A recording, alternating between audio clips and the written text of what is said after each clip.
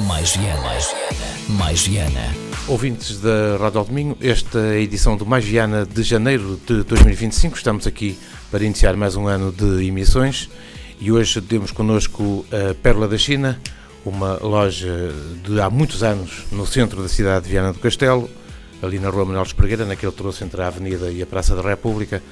E está connosco o Jorge Gama, responsável, ou pelo menos um dos responsáveis desta empresa, que de resto foi galardoada no início da semana com o título honorífico de Empresa de Mérito, por altura da ação comemorativa dos 177 anos da elevação de Viana do Castelo à cidade, uma cerimónia que de resto decorreu no Teatro Municipal Sá de Miranda.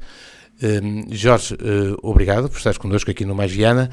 E a primeira pergunta, nós costumamos começar o programa com a história, os primórdios, a gênese das empresas, mas hoje começamos aqui pelo meio, ou neste caso pelo fim, que foi esta atribuição deste título honorífico de Empresa de Mérito. Como é que foi recebida esta notícia na Pérola da China? Olha, Serrão, boa tarde, muito obrigado pelo convite. Realmente é sempre um prazer dar-nos a conhecer, ao contrário de mim pessoalmente, que não me gosto muito de me dar a conhecer. Eu gosto de dar a conhecer tudo o que nós fazemos e tudo o que nós somos, sob o ponto de vista profissional e sob o ponto de vista daquilo que nós damos à cidade, porque nós, as empresas em Viana do Castelo, dão à cidade, dão riqueza, prestam serviços e têm muita qualidade. E eu queria, desde já, um bem-aja a todos os que foram agraciados, a todas as empresas que foram agora agraciadas e todas que irão ser, porque hoje em dia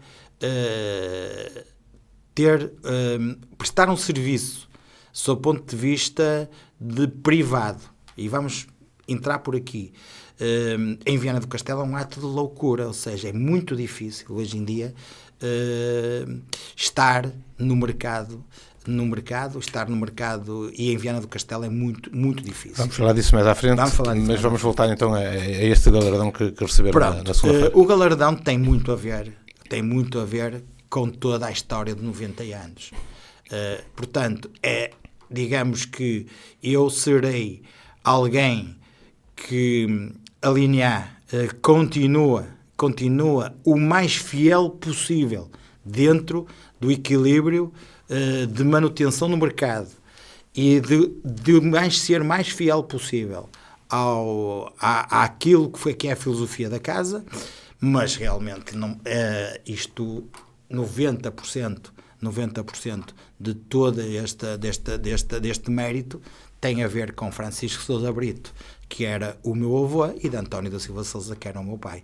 Efetivamente foram na forma como olhou para a oportunidade de negócio, da forma como foi visionário na altura, e o meu pai na forma como se conseguiu adaptar, e vamos falando assim mais durinho, não morrendo, portanto, adaptar, mantendo toda a filosofia que herdou do meu avô, não morrendo, não pondo em causa a manutenção do negócio, que foi realmente uma pessoa fantástica e uma pessoa que conseguiu que eu hoje tivesse muito orgulho em ser continuador. Mas então como é que foi recebida essa notícia, Jorge? Olha, foi uma emoção porque eu perdi o meu pai há 9 meses. Eu sei que ele algures se sentiu muito, muito, muito honrado, e que se sentiu orgulhoso pelo facto de ter-me dado a possibilidade de poder, e isto é realmente mais do que um agradecimento, é um estímulo para continuar. Eu estipulei uma meta dos 100 anos. Portanto, nós temos uma meta de manutenção de todo este layout e toda esta filosofia da casa até aos 100 anos. Faltam 9. 9 anos hoje é muito tempo. nós não sabemos o que é que vai ser o mundo daqui a 9 anos, nem 5, nem 4. As surpresas avançam a uma velocidade incrível. A evolução é rápida. A evolução é muito rápida e, portanto, é muito difícil. Mas, desculpa, essa meta dos 100 anos quer dizer o quê? Que é uma meta. Loja não, é uma meta. É aquilo que nós vislumbramos como o nosso futuro imediato. É fazer o centenário. E depois, alguém vai estipular outras metas. Agora, a meta imediata, o nosso amanhã, é nós fazermos 100 anos. Portanto, exatamente. Trabalhar para isso. Este é o amanhã da empresa. É conseguir crescer, ser competitivo no mercado, sem desvirtuar tudo que para trás se fez e conseguir atingir o centenário. A partir daí, provavelmente no ano 99, estarão outras metas alcançadas, a alcançar. Neste momento, com 90, a começar o 91º ano, aquilo que eu vislumbro é atingir a meta dos 100. Digamos que é a nossa corrida é chegar à meta nos 100 anos. Depois outras metas se irão impor. Eu acho que nos tempos de hoje é até uma meta audaz, porque nós não sabemos o que é que se vai passar. Nós não sabemos qual vai ser a organização das cidades daqui a 5 anos. Exato. Nós não sabemos. E sobretudo a evolução do comércio E a também. evolução do comércio. Mas, Jorge, diz uma coisa. Este título honorífico leva-nos agora um pouco atrás, a 9 décadas atrás, e daquilo que é possível retratar desse regresso ao passado. Como é que nasceu a Pérola da China? Daqui a bocado vamos falar depois como é que se cimentou esse nome no mercado e hoje em dia enviaram que toda a gente sabe o que é e toda a gente sabe o que oferece, embora falemos disso também um bocadinho, mas como é que nasceu? Já sei que foi uma ideia do avô e do pai, mas o que é que esteve na origem mesmo de criar aquele tipo de negócio em específico? O primeiro fator de ter existido para a China foi o meu avô ter necessidade de sair de terras limianas, da miséria, para um centro urbano de oportunidades. Esta foi a primeira visão que o meu avô teve.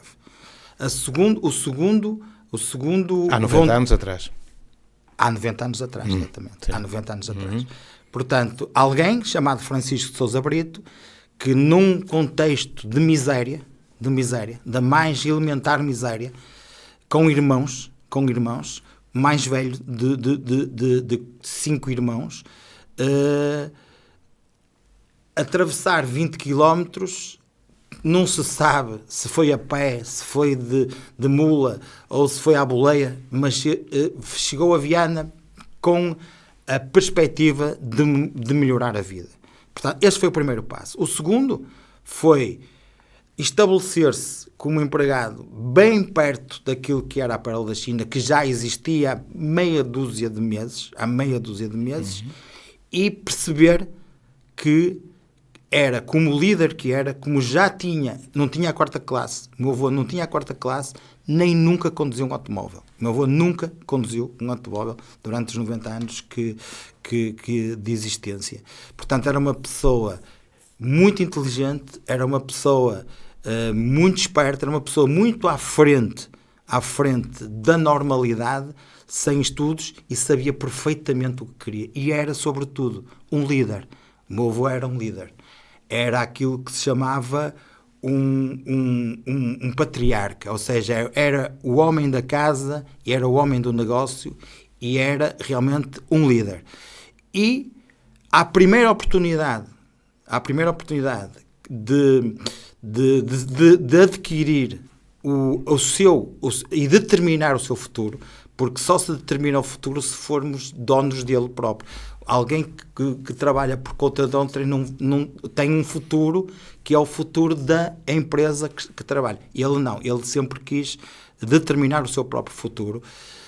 Nunca imaginou o sucesso que ia ter. Eu sei, o meu avô disse-me várias vezes, nunca imaginou o sucesso que ia ter. Nunca. Mas ao fim de percebeu que ali não havia, digamos, aquilo que ele dizia, que não tinham unhas para aquela guitarra, e realmente comprou, adquiriu o espaço, adquiriu a loja, adquiriu o conceito e introduziu-lhe a sua própria ideia, a ideia de quê? De café, a ideia de ser realmente a melhor mercearia, era a melhor mercearia, foi durante décadas a melhor mercearia do concelho de Viana do Castelo. Central, a melhor, e baseado em 3 pilares: humildade, bondade e rigor. O meu avô era uma pessoa que nunca se esqueceu das origens que veio, era uma pessoa que percebia perfeitamente as dificuldades dos momentos, era uma pessoa honestíssima, era uma pessoa que era tida como uma referência em honestidade, e era uma pessoa muito rigorosa. Para vocês terem uma noção do que era o rigor do meu avô era muito rigoroso nos horários. Nunca se atrasou a abrir a loja, mas não me lembro do meu avô servir alguém 1 minuto depois do fecho da loja. Ou seja, os horários, entendia ele, que eram para se cumprir, era muito rigoroso nas horas das refeições, nas chegadas a casa, nas aberturas de loja, e era uma pessoa, e esse rigor transportou-a para o negócio. Ou seja, era uma pessoa muito rigorosa, era uma pessoa e o meu pai, eram pessoas muito organizadas, e depois aquilo que a cereja em cima do bolo é que o meu avô fiava, pagava reformas, pagava vales postais. Eu lembro-me que era muito jovem, e todos os dias, dia sim, dia não, íamos aos CTTs com um maço de vales postais para serem pagos, como eu avalizava todos esses vales postais. Porquê? Porque as pessoas também tinham alguma vergonha de que não sabiam assinar, era com o dedo que as pessoas assinavam, e o meu avô avalizava tudo isso e pagava sem necessidade de gastar. Muitas pessoas, às vezes, muito desses vales eram para gastar na mercearia, e o meu avô fazia uma coisa que era muito vulgar na altura, nos anos 40, 50, 60, 70 e provavelmente 80, que era, a feira era muito forte. A sexta-feira era um dia que a Feira da China tinha um movimento extraordinário, até tão extraordinário que alargava o horário de trabalho. Ou seja, deixava de fechar à 12:30, fechava à 1. E porquê? Porque a afluência de pessoas das freguesias adjacentes que vinham vender os produtos hortícolas, as batatas, os frangos, os coelhos, e desse dinheiro compravam o arroz, a massa, o vinho, trocavam, digamos, o soldo, aquilo que iam ganhar no que vendiam na feira, trocavam por mercearia. E, portanto, a sexta-feira era muito rica em movimento na cidade de Viana do Castelo. Era realmente uma romaria. Sextas-feiras em Viana, no centro de Viana, e quem tiver oportunidade, que veja as fotografias desses anos, e o que era uma Praça da República, o que eram as ruas Manuel Espargueiro, o que era a Avenida dos Combatentes, o que era todo esse centro urbano em movimento de gente com cestas na cabeça, com galos, galinhas, perus, coelhos, batatas, couves, a transportarem, e essa dinâmica da feira, dos mercados e da mercearia, era um fluxo, havia ali um fluxo financeiro que era uma coisa mesmo fora de sério. Muito bem, Jorge, já percebemos como é que funciona, como é que começou, como é que se desenvolveu. Só que hoje, estamos em 2025, é tudo completamente diferente. E deixa-me só dizer uma coisa, fiava. Sim. Ou seja, eu digo todos os dias. Tudo que já não há hoje. Todos os dias. As crises, isto é tudo conversa fiada. Não é fiado, mas é conversa fiada. As crises, todas as crises, só se passam com confiança. Com confiança. Hoje, as 7LMs da vida e etc. Hoje alguém precisa de comprar, não há fiado, mas há os bancos que o meu avô era também um banco, ou seja, no sentido em que não emprestava dinheiro, mas fiava. Ou seja, e tenho muito orgulho, digo isto porque o meu avô e o meu pai, esses valores, e esses são os valores que me incutem a mim. Eu um dia gostava imenso, juro-te, gostava muito de voltar a fiar. Toda a gente me acha que sou um pateta, que isso não é possível e tal. Eu gostava de poder fiar.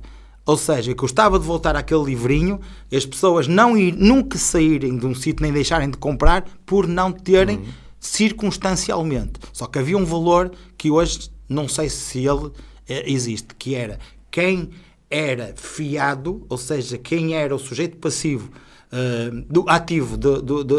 passivo da fiança, só se preocupava o mais rápido possível pagar o fiado. E essa era uma preocupação que havia. Mas isto era o meu avô emprestava dinheiro sob o ponto de vista do fiado, que é algo que acabou, mas que foi um serviço. Sim, que a Pérola da China fez à comunidade. Era uma época em que isso era comum e os valores eram valores diferentes. Como é que hoje se dá continuidade e qual é a responsabilidade que tem de dar continuidade a todo este historial da Pérola da China? Pronto. Porque hoje estamos em 2025, é tudo muito diferente.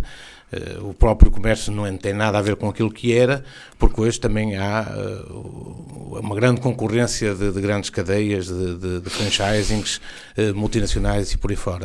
Como é que a Pérola da China consegue ainda estar no mercado com essa pujança como nós conhecemos? Voltando atrás depois para falarmos sobre especificamente a nossa marca, que é o café, deixa-me dizer o seguinte: hoje não era possível, naquele espaço, ser um supermercado de referência. Porque hoje o consumidor tem à sua disposição uma diversidade de produtos e uma diversidade de marcas dentro do mesmo produto que eram impossíveis em termos de espaço continuar. De resto, as mercearias puras hoje já não existem. Agora, nenhuma. Poderia vir a ser uma mercearia de conveniência. Não é. Porquê? Porque a casa... Está mais especializada agora, A casa agora foi crescendo com dois vetores muito importantes.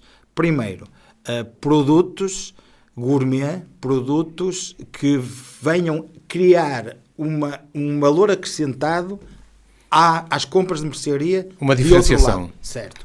E cresceu com os vinhos. Ou seja, a determinada altura... o mercado... Mas o café também é importante. O café é fundamental. O café é uma história à parte daquilo que nós falamos da mercearia. Porque o café, a linha A é uma marca própria, a linha B, durante 4 décadas... É por aquilo que era conhecida a Pérola da China. Como? Era por aquilo que era conhecida a Pérola da China. A Pérola da China pelo cheiro do café. Exatamente. Porque o café... Portanto, dentro daquela casa havia um SPAR e havia uma marca de café. Dentro do mesmo espaço.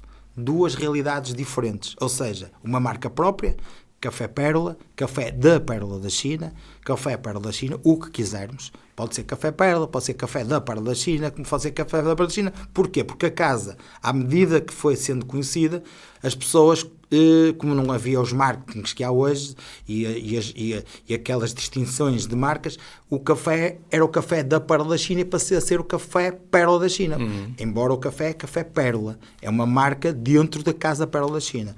Mas o café foi fundamental. O café, hoje na montra da Pérola da China, quem quiser passar pode ver, latinhas, essas que todos os dias me pedem as latinhas, e impossível eu desfazer-me delas, que eram as latinhas que todas as tardes, estamos a falar todas as tardes, uma pessoa, um funcionário, fui eu também, quando nos tempos livres e nas férias, iríamos distribuir todos os dias, nessas latinhas, quilos de café para fornecer as cafetarias e os cafés da cidade.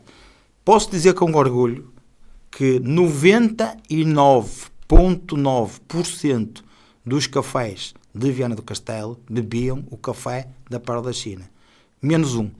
Que hoje já não existe, que era o café moderno. O café moderno, por motivos de distância e tudo, não era fornecido. Era o único café na cidade de Viana do Castelo, que não era fornecido pela Parla da Vecina. De resto, todos os cafés entregávamos todos os dias. E meia tonelada, entre meia a 1 tonelada, de 2 em 2 dias, em carrinho de mão, iam da Rua Manuel Espargueira, parte de cima, até à fábrica dos chocolates avianense, verde para torra. Todas, de 2 em 2 dias, meia tonelada ia para torrar e meia tonelada vinha torrado. Portanto, para verem a capacidade instalada em termos de fornecimento de café que a Pérola da China tinha. Além do mercado de casa, além do mercado pessoal, servíamos praticamente todos os cafés da Viana do Castelo. Na tua ótica, Jorge, quais são os principais desafios hoje ao comércio, neste caso comércio tradicional, como é o caso da Pérola da China? Não interessa a área específica, neste caso é a mercearia, cafés, vinhos, chocolates e o que ainda lá tem. E a propósito disso, também alguns chocolates com marcas de referência que já não se vêem em todo o lado. Avianense. Por exemplo. Quais são os principais desafios que se enfrenta uma loja deste género no atual mercado? Neste caso é o Vianense, mas podia ser outro, porque está um bocado massificado. Mas quais são os principais desafios então que hoje se colocam à prossecução deste negócio? 2 grandes desafios. O primeiro, o café. O meu desafio é nos próximos 2 anos, dar a conhecer o nosso café ao maior número de pessoas possível. Este vai ser o meu grande desafio pessoal para os próximos 700 dias. Isso é feito como? Dar a conhecer, visitar as empresas,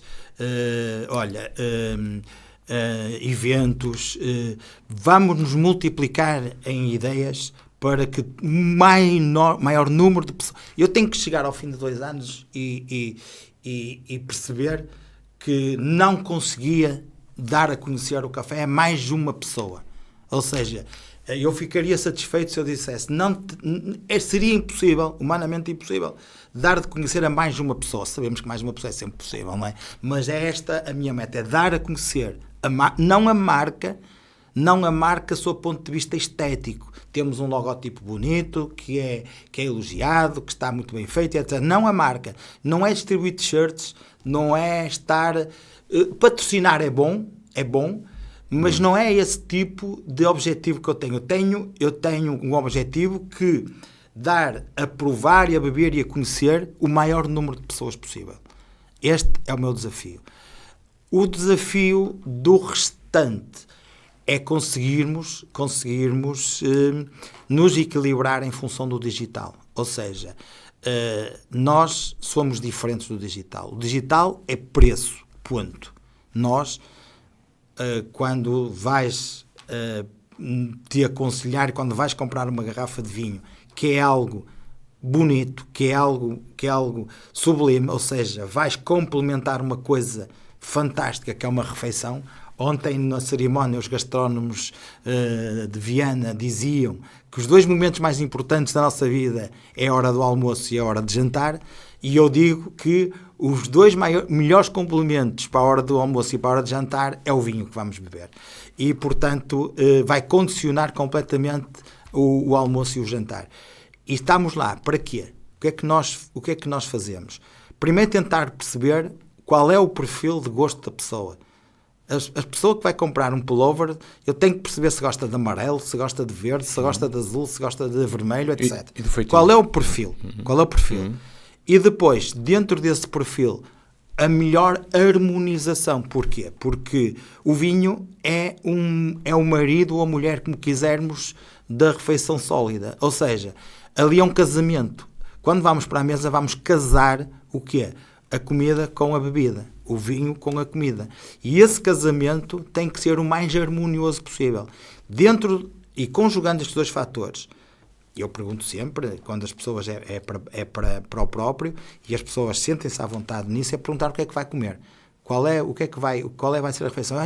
Eu queria um vinho para logo e tal.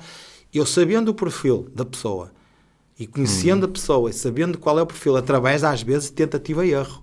Não é? Não, e sabendo o que vai comer, a pessoa tenho a certeza absoluta, é a minha experiência, vem amanhã e vem depois de amanhã e vem-me dar os parabéns. E vem-me dizer, top, foi espetacular, foi um almoço ou jantar impecável. Isto não acontece no digital. Porquê? Muitas das gentes, olha, eu vou dizer isto pela primeira vez, eu frequento as grandes superfícies, como é inevitável, sou muito restrito às grandes superfícies, sou muito avesso a grandes superfícies e a centros comerciais, são claustrofóbicos para mim, mas frequento e vejo uma coisa surreal. E surreal o que é? É as pessoas comprarem vinhos por revista e por crítica de revista. E por pontuação, este tem 19, este tem 18, isto é a mesma coisa que nós estarmos aqui. Eu sempre me embirrei, eu fui professor durante muitos anos, e isto, alunos de 18, alunos de 19, quer dizer, etiquetarmos alguma coisa a um número é muito castrador. E é realmente uma coisa ao qual eu até me fico com pele de galinha. Ou seja, os vinhos, este negócio de revista é um negócio importante. Mas é como indicador, mais nada. Mas há pessoas que seguem aquilo como uma Bíblia, há pessoas que seguem aquilo como um roteiro dos caminhos de Santiago, e não é. Nós temos que ser os nossos descobridores de nós próprios. Isto é a mesma coisa que tu compras um carro por catálogo. Até porque isso pode depois chocar com as nossas preferências. Como é óbvio. Nós estamos... primeiro, 90% das pessoas, isso posso-te garantir, não percebem muito das nomenclaturas das notas disto, notas daquilo, notas de floral, nota frutos secos, nota ameixa. Isto é um bocado chinês para as pessoas. E nem têm que perceber. As pessoas têm que gostar e têm que perceber que vão caminhando num sentido de dizer assim, gosto deste vinho, aquele é bom, mas não é a minha praia. E então é por aqui. O que é que gosto? Vai ao contrarrótulo e vê, olha, isto é um Douro, é um Monovarietal, no vosso é um caso, Touriga. Aconselhais. Exatamente. E a Berla da China ainda tem um leque de clientes fiéis nesta altura? Tem um leque de clientes fiéis, tem um leque de clientes que confia muito em nós, e tem um leque de gente que sabe que nós nos preocupamos com a satisfação do cliente. Nós preocupamos que o cliente amanhã volte, e temos sobretudo uma coisa que é fantástica. Eu tenho pessoas, clientes e amigos que frequentam, por exemplo, a Pérola da China uma a 2 vezes por ano, que é o caso dos imigrantes, a quem nos confiam muito quer a estadia, quer depois aquilo que eles chamam, entre aspas, a exportação, ou seja, levam para o estrangeiro vinhos nossos. Este é um bom meio de divulgação, é aquilo que queres fazer. Muito bom. E, portanto, nós quase que nos abraçamos e nós criamos uma empatia com pessoas que vemos uma vez por ano. E os vinhos e o café ainda são os produtos mais procurados na Pérola da China? Temos de tudo. Temos especiarias que não encontras em lado nenhum. Mas o que mais procuram é mesmo o café e nós crescemos muito com o crescimento dos vinhos. É verdade. Não vamos esconder isso. Ou seja, criamos gosto. Ou seja, aquele espaço cresceu com o crescimento dos vinhos. Os vinhos crescem sensivelmente há 20 anos, digamos, havia meia dúzia de marcas, meia dúzia de vinhos, dominados por vários empórios de grande divulgação. O vinho é o mesmo, só que havia agricultores e produtores que vendiam os vinhos para e esses vinhos eram um bocado uma amálgama de toda essa produção de ouro. Hoje, as segundas e as terceiras gerações fazem a própria marca, fazem o próprio vinho, engarrafam esse vinho e evoluem dentro desse contexto. Isso fez com que o número de marcas e o número de oferta proliferasse. E apanhou-nos uma altura em que nós abraçámos esse crescimento. E ao abraçar esse crescimento, fisicamente, começamos a ser muito vinho em espaço. Jorge, para fechar o programa, disseste no início que há um espaço temporal até aos 100 anos, já não falta muito, faltam para aí 8 ou 9. Nestes lapso de tempo que faltam, e sem fazer futurologia, porque isso também é difícil, porque como vimos, hoje em dia tudo evolui muito rapidamente e não podemos saber o que é que daqui a 3 ou 4 anos o comércio vai ser e outras coisas na nossa vida. Mas o que é que perspectivas que será a Pérola da China aos 99,9 anos? Olha, nós estamos num momento crítico. Não nós, Pérola da China, mas a cidade. Neste momento, nós vemos um centro urbano a perder gente. Nós vemos um centro urbano com um déficit de vida, e deixa-me dizer isto, não digo isto com qualquer sentido, mais envelhecido. Precisamos de revitalizar o centro urbano.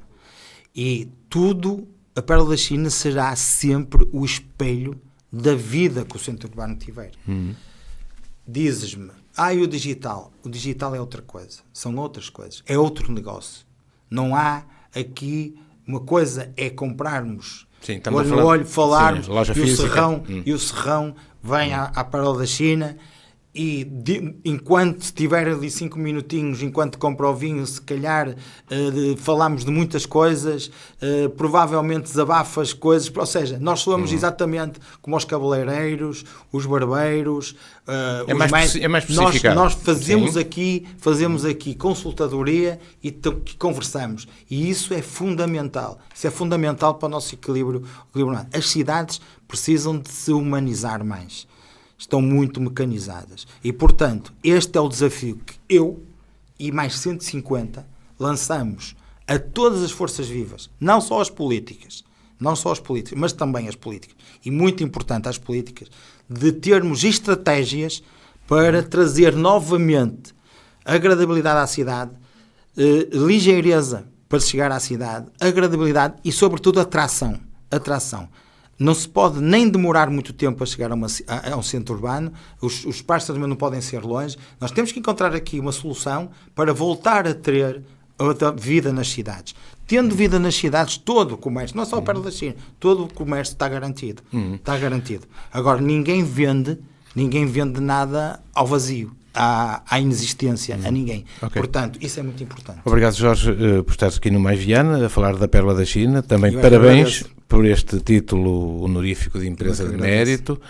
E para o final, vamos fechar com uma música que vai ser portuguesa, já sei. E como é que justificas a escolha que fizeste? Olha, o que está ali na letra daquela música pode ser algo para nos estimular, algo para nós podermos olhar para o futuro e, sobretudo, aquilo que é o empreendedorismo. Se nós olharmos para esta música como, digamos, diretrizes para o empreendedorismo, esta tem que ser a filosofia do empreendedor. O melhor de nós está sempre para chegar. Se nós não pensarmos sempre que o melhor de nós ainda está para vir, então mais vale passarmos os negócios, irmos para... E qual é o intérprete da música? É a Marisa. Portanto, é a Marisa. E deixa-me dizer isto, vou dar um grande abraço hoje. Eu gosto muito de... Eu acho que os cidadãos de mérito foram todos escolhidos a dedo e eu identifico-me com todos. Mas deixa-me aqui dar-te na pessoa do Mário Costa, alguém que eu tenho um apreço pessoal muito grande.